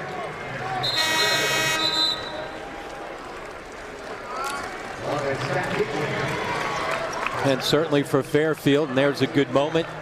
Sidney Johnson, he's got ultimate respect for Marcus Gilbert. This offseason, it was really a time to relook at their program and figure out where they were. Sidney Johnson changed how they played. He also challenged Marcus Gilbert and said, you know what, if you want to be the senior leader, then you've got to start doing some more stuff. He forced him to step out of his shell at times when he would just blend in, and he couldn't be happier that Marcus responded the way that he did, and couldn't be happier that he ended up being on that first team. Yeah, he averages 17 points a game, 4th best in the MAAC. Meanwhile, the freshman Millen has matched a season high that is becoming quite a regular occurrence for him, is 16 points, leading Fairfield in this semifinal game. Hit that number 3 out of the last 4 games. Polari glances at his coach. King Rice shakes his head, says, no, do not shoot. Fans want him to shoot. He wants to shoot. His career high 7 points came in this building against Siena, but he was not going to put that up. Good sportsmanship there by Monmouth, and now Fairfield will let the final 5 seconds tick away. 76-63, the regular season champs from Monmouth University will play for the MAAC title tomorrow night. And they had that impressive run to end the first half and start the second half where they dominated, put this game away en route to their 27th win on the season. King Rice's club now 27-6. Good balance as they move on to the championship round, where they will face either Siena or Iona. We'll come back with our post-game report from the Times Union Center in Albany.